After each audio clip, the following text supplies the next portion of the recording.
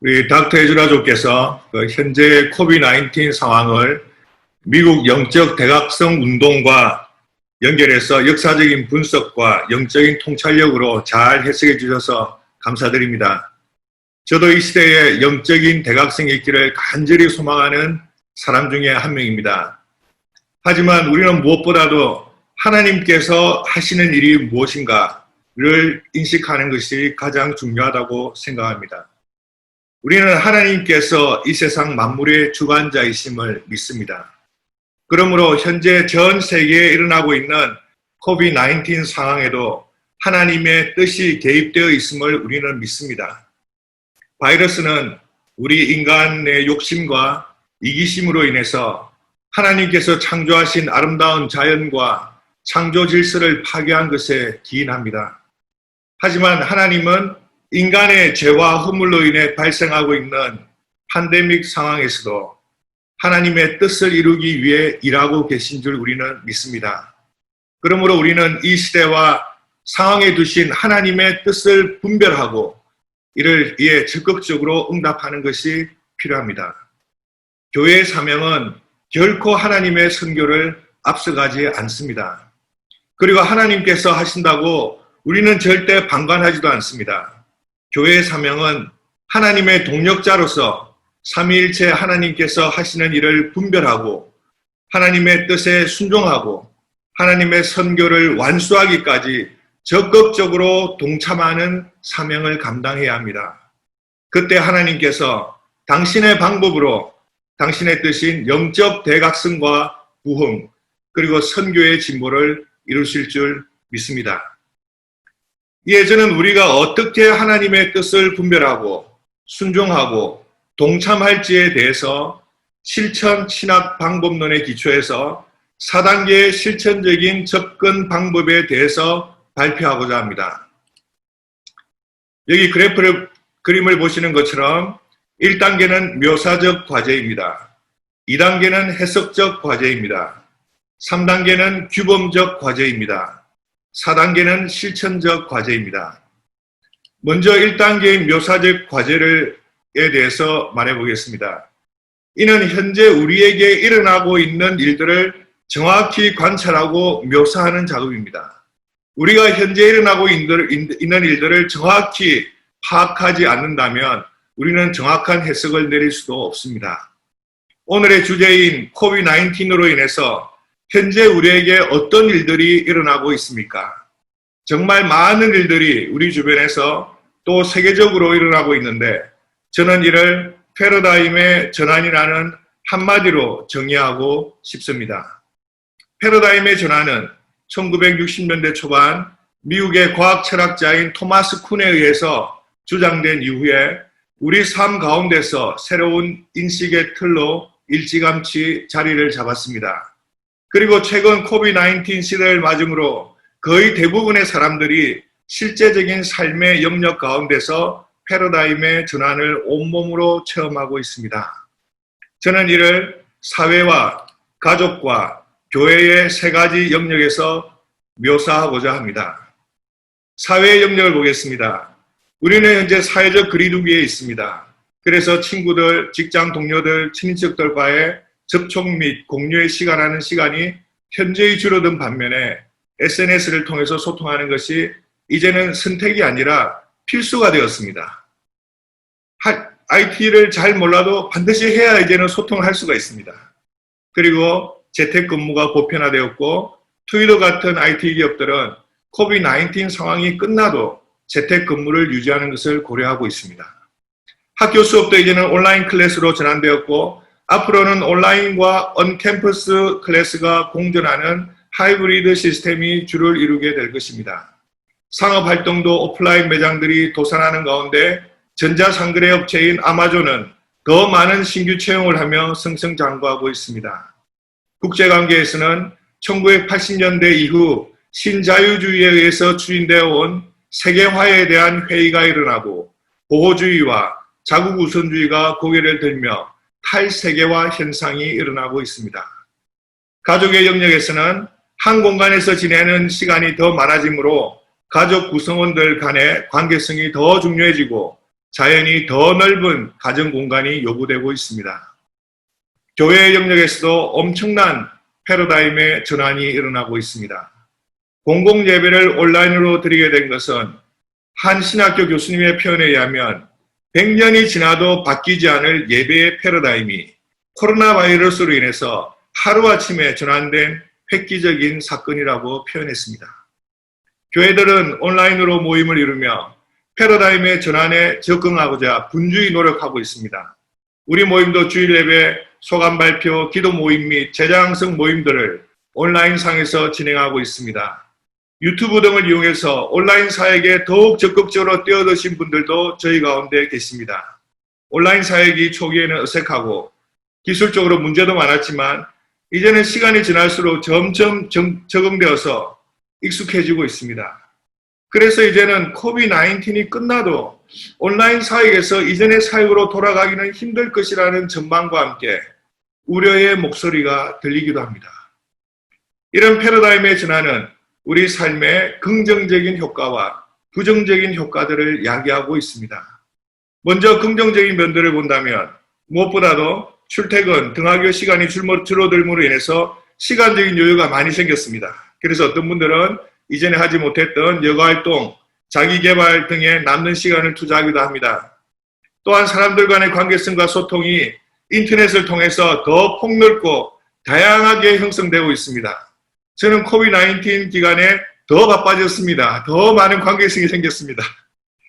교회들도 시공간의 제한을 초월하여 더 많은 사람들에게 복음을 전할 수 있습니다. 반면 부정적인 측면을 본다면 무엇보다도 과도한 사회적 거리두기로 인해서 사회적 단절이 일어나고 있습니다.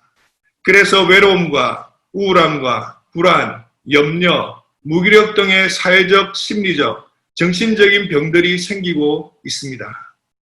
특히 외로움에 지친 독거노인들, 가족을 떠나 혼자 단칸방에서 어렵게 살고 있는 젊은이들, 친구들과 자유롭게 놀지 못하는 아이들, 바이러스에 감염된 환자들을 주야로 돌보고 그들의 죽음으로 인해 갈등하는 의료진들, 그리고 사랑하는 가족들을 바이러스로 떠나보내야 했던 유가족들 등의 마음에 깊은 상처들이 생기고 있습니다. 경제적인 측면에서는 경제 위기와 높아지는 실업률로 인해서 직장에서 해고될 걱정, 주택 및 학자 융자금 등을 갚지 못할 두려움, 기본 생활비를 충당하지 못할 근심에 시달리는 분들이 있습니다. 사업 환경이 점점 어려워져서 회사와 가게가 문을 닫아야 하는 분들이 있습니다. 자비량 선교를 하시는 우리 선교사님들도 이 상황에서 예외이지 않습니다. 좁은 공간에서 가족들 간에 있는 시간이 많아짐에 따라서 스트레스가 쌓이고 가정폭력이 더 많아지고 있습니다. 작은 교회를 하시는 많은 목회자들은 온라인 사역을 따라갈 형편이 안 되고 헌금 위주로 생존의 위협을 받고 있습니다. 그리고 성도들 간에 함께 만나서 음식을 나누고 사는 이야기를 하면서 울고 웃는 이 아름다운 사랑의 교제가 사라지는 것은 정말 슬픈 일이 아닐 수 없습니다. 선교 환경도 탈세계화와 자국 보호주의로 인해서 선교의 문이 더 좁아지고 기존의 선교사님들도 본국으로 돌아가야 하는 상황에 처하기도 합니다.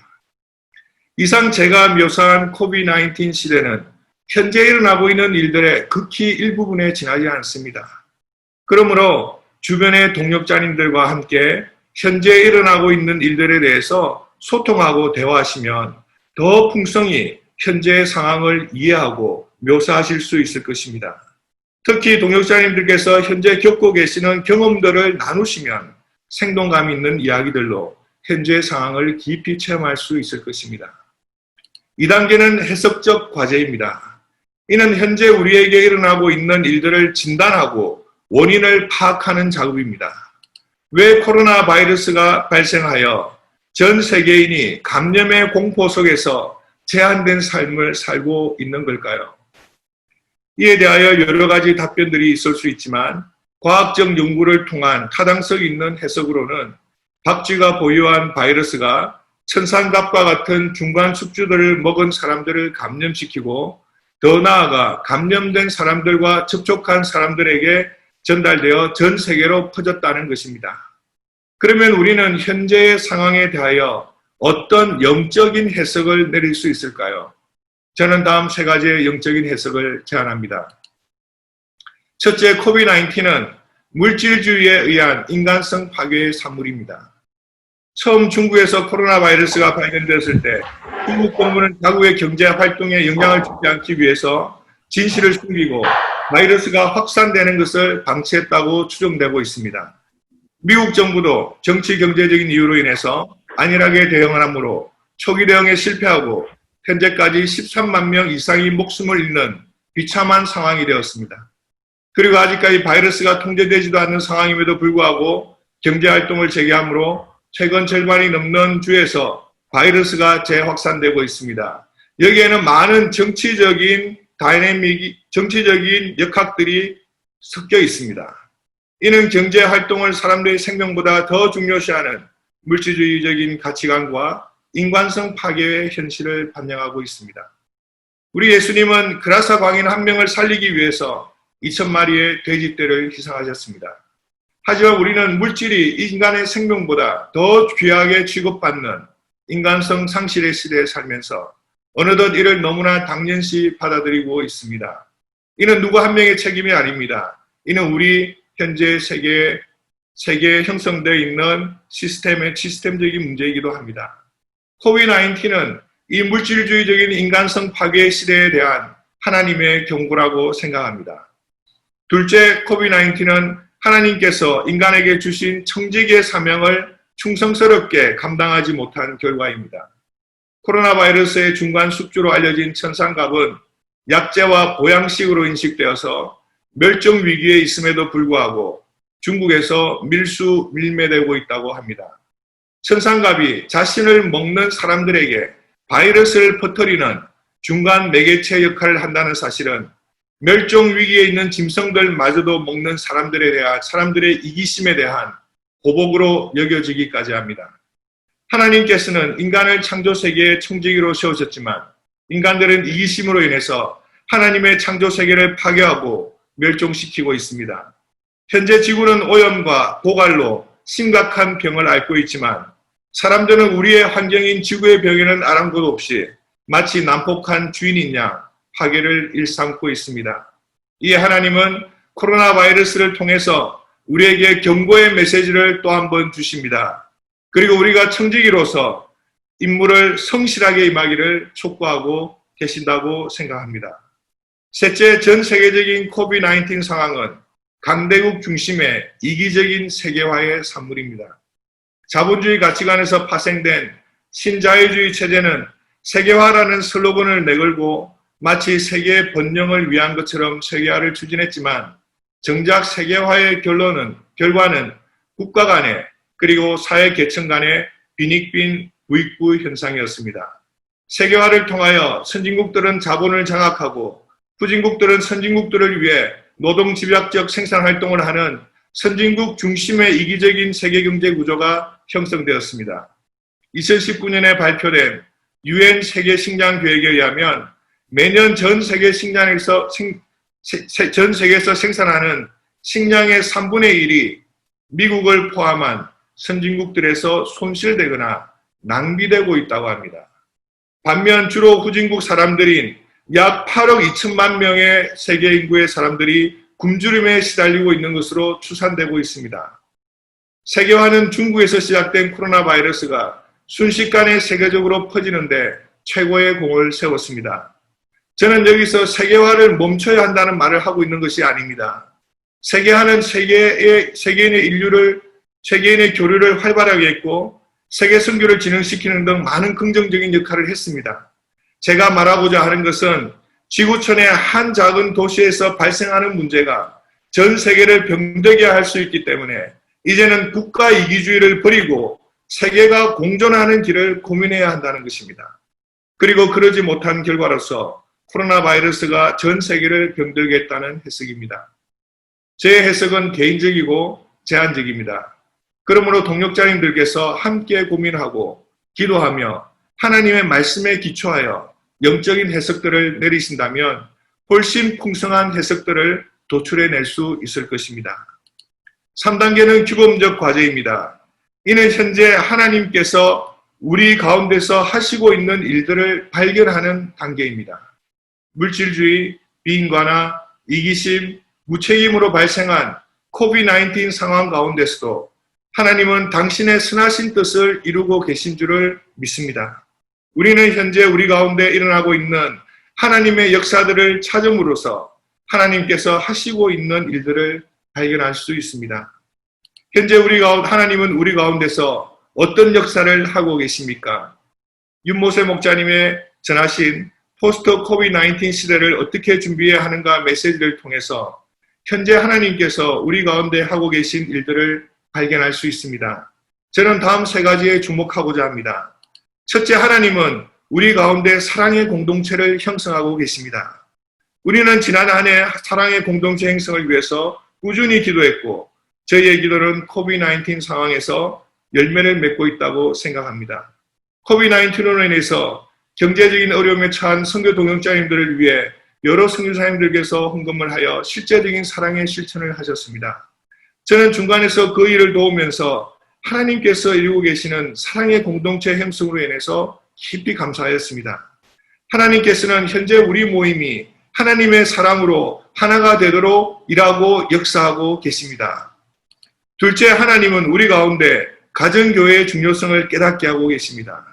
우리 모임에는 많은 가정교회들이 있지만 실제적으로는 가정 구성원들을 잘 섬기지 못한 점을 부인할 수 없습니다. 하지만 COVID-19이 오면서 가족 구성원들이 다시 모이고 성경을 함께 읽고 기도하고 예배를 드리는 사역이 활발해지고 있습니다. 한 선교사님은 COVID-19 기간에 자녀들과의 관계성을 회복하기 위해 노력하고 있고 성경 읽기와 기도를 통해 실제적인 열매가 있다는 간증을 하셨습니다. 하나님께서는 저희 가정들이 하나님을 사랑하고 경외하며 진정한 가정교회가 되도록 역사하고 계십니다. 셋째, 하나님은 우리 가운데 패러다임의 전환을 일으키고 계십니다. 우리는 현재 온라인 예배, 성경 공부, 기도 모임 등을 통해서 온라인 사역을 더욱 능숙하게 섬기고 있습니다. 예배에 참석하지 않던 양들이 온라인 예배에 참석하고 있다는 소식을 들었습니다. 24시간 기도 운동은 온라인 사역의 좋은 본이 됩니다. 또한 놀라운 점은 많은 선교사님들께서 신앙의 성숙을 위해서 온라인 교육을 받기에 힘쓰고 계시다는 것입니다. 그리고 지금 우리가 새롭게 시도하고 있는 온라인 포럼은 선교사님들과 소통과 대화를 위한 아주 긍정적인 매개체가 될 것이라 확신합니다. 우리는 COVID-19 시대가 끝나면 다시 우리 교회 예배로 돌아가서 인펄슨 예배를 드려야 합니다.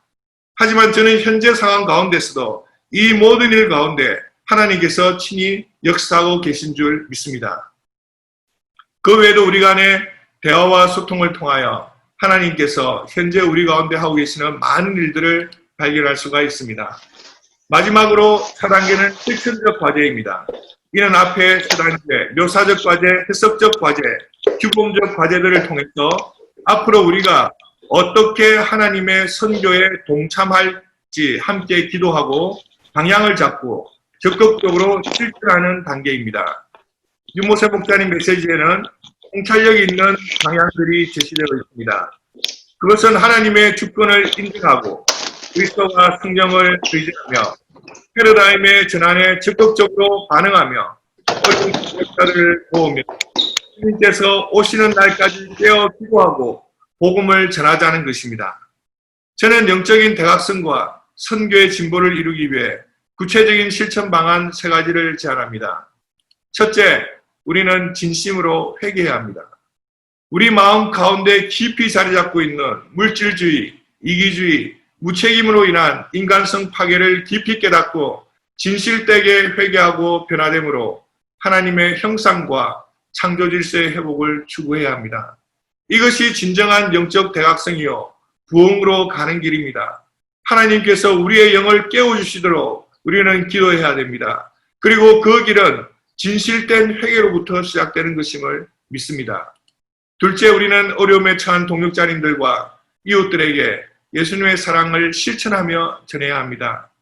템플대학교 희망센터의 2019년 보고서에 의하면 미국 대학생의 거의 40%가 배고픔과 영양 실조를 경험했고 46%가 주거 문제를 해결하기 위해서 고군분투하고 있으며 그중 17%는 노숙을 경험했다고 합니다. 우리는 그들에게 복음과 함께 실제적인 도움을 제공함으로 예수님의 사랑을 실천적으로 전할 수가 있습니다. 사랑은 실제적인 삶에서의 동행이요, 나눔이며 희생입니다.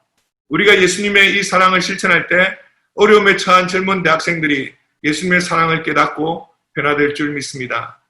셋째, 우리는 성령님을 의지하고 깨어 기도함으로 끊임없이 변화하는 시대에 영적으로 대응하며 하나님의 선교에 동참해 가야 합니다. 타문화 선교에서 가장 기본적인 자세는 선교지 문화를 존중하고 배우고 습득하여 하나님의 복음이 자연스럽게 선교지 사람들에게 전달되도록 하는 것입니다. 마찬가지로 현 시대 젊은이들을 돕기 위해서는 시대의 변화에 민감히 대응해야 합니다. 우리가 이 시대의 젊은이들 가운데 역사하시는 하나님을 발견할 때 진정으로 젊은 대학생들의 목자가 될 수 있습니다. 현재 우리의 상황 속에서 역사하고 계신 성령님을 발견하고 쫓아갈 때 우리가 하나님의 사역에 순종하며 동참할 수 있습니다. 이상 저는 코비드-19 시대에 영적인 대학생을 위한 하나님의 뜻을 발견하는 4가지 단계, 묘사적 과제, 해석적 과제, 규범적 과제, 실천적 과제에 대해서 발표했습니다. 하나님의 뜻을 발견하는 이 중요한 사명은 어떠한 특정한 사람들의 특권이 아닙니다. 우리 모두가 왕같은 제사장이기 때문에 우리가 함께 기도하고 말씀을 공부하고 하나님께서 주시는 영감을 나눌 때 우리는 더욱 풍성하게 하나님의 뜻을 발견하고 순종하고 동참하며 사명을 감당할 수 있을 것입니다. 그러므로 오늘부터 시작하는 UBF 온라인 포럼은 우리가 함께 하나님의 뜻을 발견해 나가고 사명을 감당해 나가기 위한 아주 중요한 계기가 될 것입니다. 우리가 기도하고 대화와 토론을 하면서 정말 하나님의 뜻을 발견하면서 하나님의 뜻을 쫓아가며 사명을 감당할 수 있을 것입니다. 곧 있을 그룹 토의 시간뿐만 아니라 현재 계신 선교지의 동역자님들과 함께 제가 제시한 이 방법들을 따라서 기도하며 대화해 나가시면 하나님의 인도하심을 체험하실 수 있을 줄 믿습니다. 감사합니다. 이상입니다.